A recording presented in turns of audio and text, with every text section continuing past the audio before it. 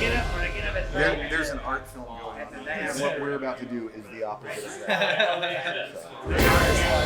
Yeah. They bond over there. It's a story like.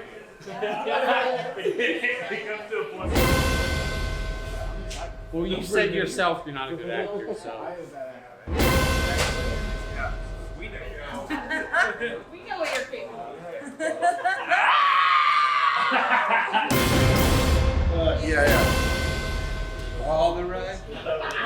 All right, quick announcement. This is the Elijah Craan's Young Sheldon. Give it up for Elijah. He wrote a spec script for Young Sheldon. We're performing it right now. We did not rehearse this. This is just what we're doing to keep before the show that's in there at 4 o'clock. So welcome. I'm glad you're here as well. We're just going to film this real quick. Thank you. All right. Yeah, let's let me begin. Interior, Sheldon's secret lab. Day, young Sheldon stares intently at a row of beakers. Bazinga. Sheldon mixes up the beakers. Yes, my greatest invention yet. Interior, Sheldon's house, parents' bedroom. Night, Sheldon's mother Mary and father George lay in bed.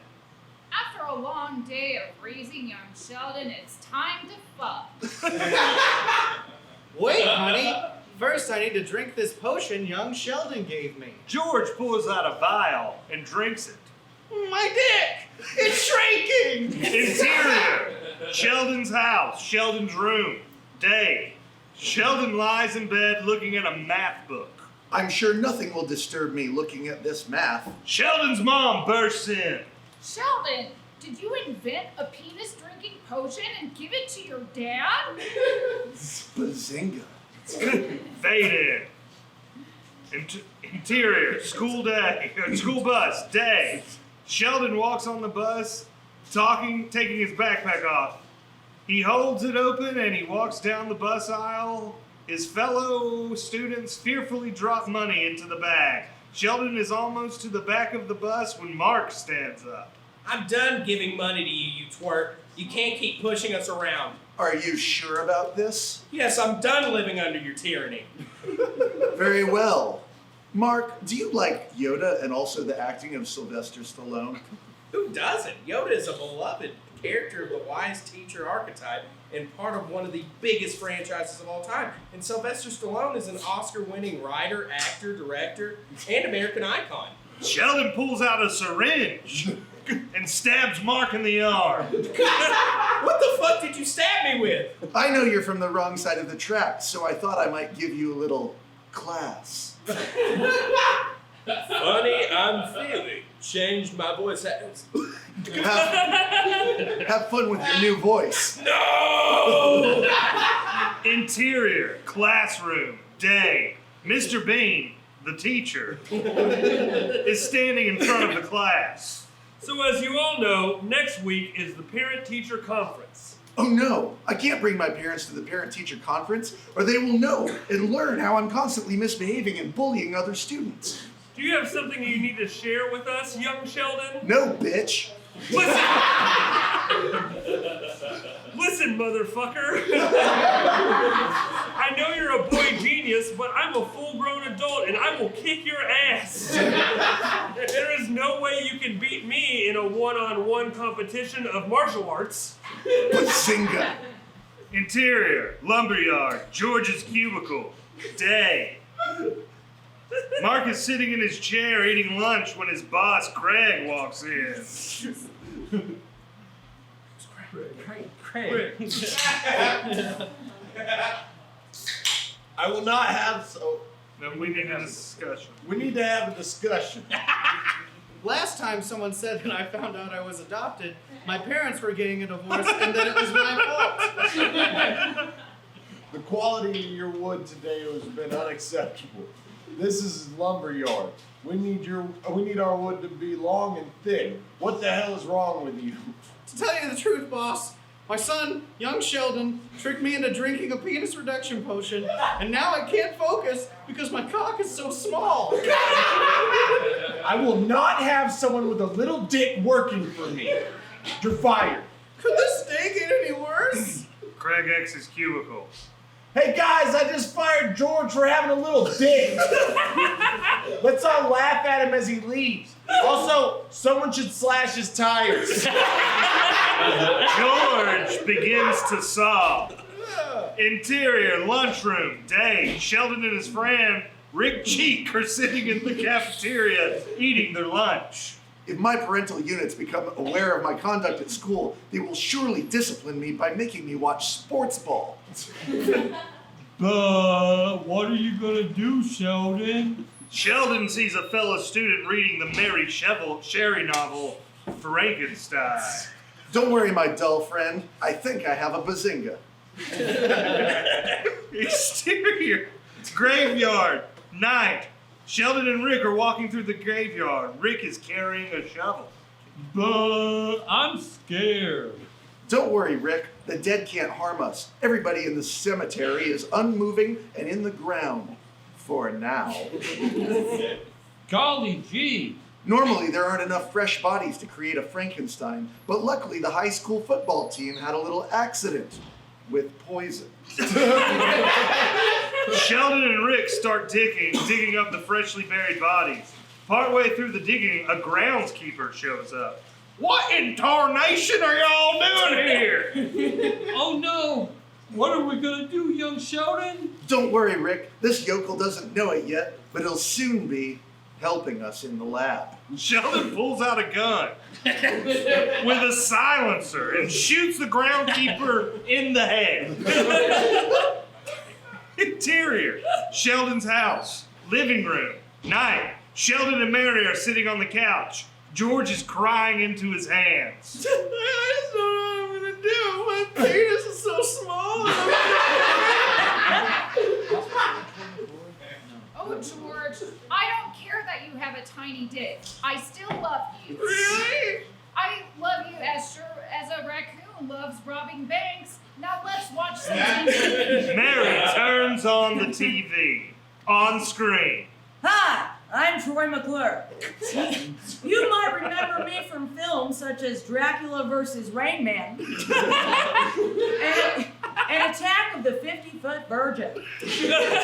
Are you afraid you can no longer satisfy your wife after your boy genius child tricked you into drinking a penis reduction serum? Yes! Well, I'm here to tell you about this once-in-a-lifetime opportunity to have me, a real-life celebrity, come to your house and fuck your wife.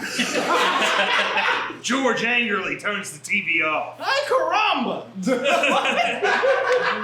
have a cow, man. If I wanted to have a celebrity inside me, I would have went to Paul Giamatti's Please Cannibalize Me. I want to be eaten so badly. I'm being completely serious. Come to this dinner and consume me. I'm being made into jambalaya performance art piece. Interior, Sheldon's secret lab. Night. Sheldon and Rick are standing in the lab. In front of them are 10 dead bodies sitting on slabs. I don't know if I can chop up these bodies, Sheldon. I know it's not as fun as chopping up live bodies, but not everything can be a party. It feels wrong. I mean, they're human beings. Correction, they're jocks. And a groundskeeper. And a groundskeeper. In any case, even if they are human beings, they should be honored to be used by a superior being such as myself. If you say so.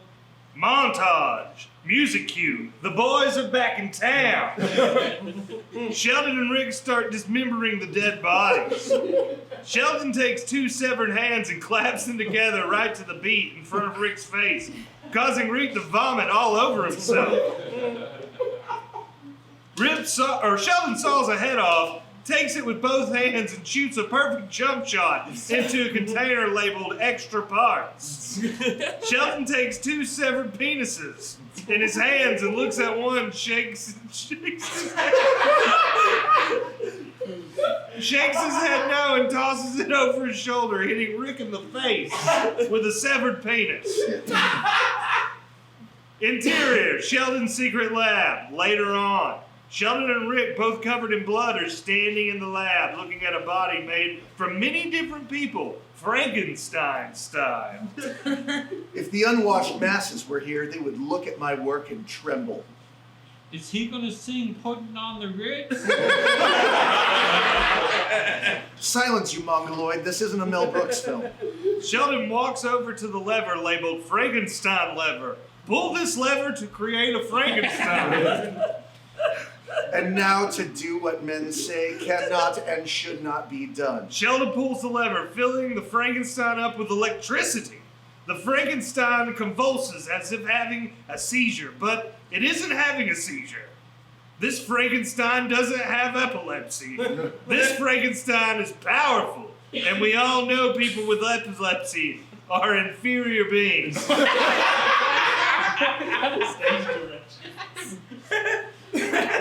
But did it work, Sheldon? Did Captain Kirk fornicate with freaky alien babes? The Frankenstein slowly rises from its slab. Oh, Jiminy Crickets. Speak, my creation. Tom Brady is obviously the greatest quarterback of all time. Sheldon's jaw drops and an extremely shocked expression appears on his face. The Patriots play the game the right way. They have a lot of lunch pail blue collar guys, not the flashy hip hop style players you find on other NFL teams. Why is this happening? Don't you remember, Sheldon? You used jocks to create this Frankenstein. No! I should have poisoned the chess club instead. Interior, school, classroom, night. Mr. Bean is sitting at his desk as the Frankenstein walks in. So, you are young Sheldon's father? I am young Sheldon's father. I'm his dad, his pappy, his pop-pop. Nice to meet you, young Sheldon's father. Have a seat. Thank you. Obviously have class, unlike Tiger Woods, who has practically ruined the game of golf with his showboating antics. Frankenstein and Mr. Bean sit down. Mr. Bean is sitting in his chair, turned backwards. He's a cool, hip, with it teacher. That isn't the only class I have. I also have school classes, you know, because I'm a teacher. Anyway, I'm afraid your son, young Sheldon, has been quite the troublemaker. Nonsense. Young Sheldon is like the Larry Bird of this school, an intellectual in a league full of thugs. Sheldon's parents walk in. Who are you? We're Sheldon's parents. But I thought he was Sheldon's dad. Colin Kaepernick is a troublemaker. Kneel for the flag, my ass. I won't kneel. In our house, we support Kaepernick. Then who is he? Well, if my eyes do not deceive me, that looks to be a Frankenstein. It's actually a Frankenstein's monster.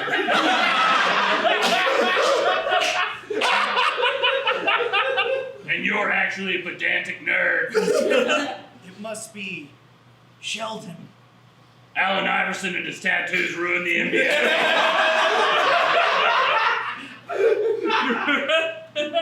Your son is an unholy terror. You need to take control of him. You don't know what he's capable of. Well, you've got to do something. But how will we discipline him?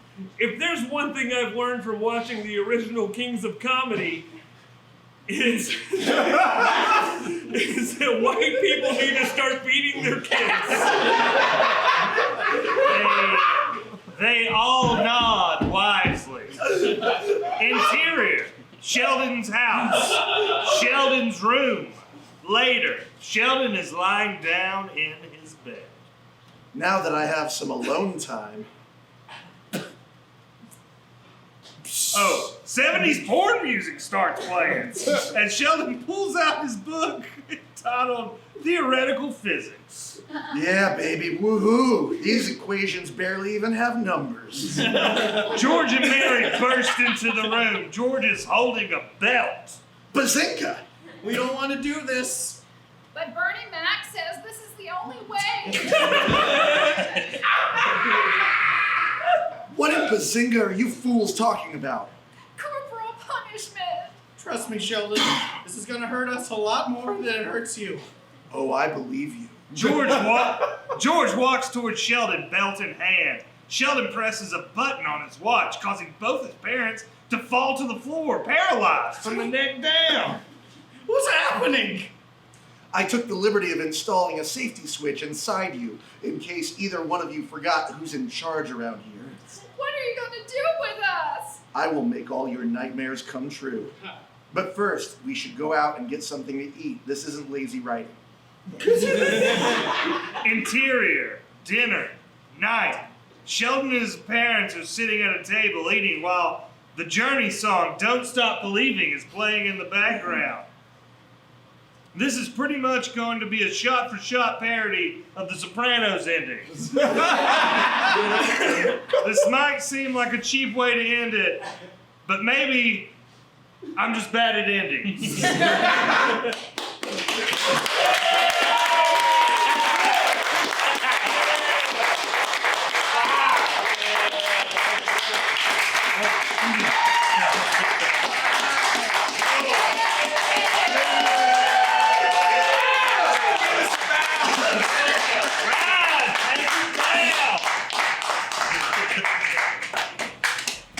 All right, the show starts in 15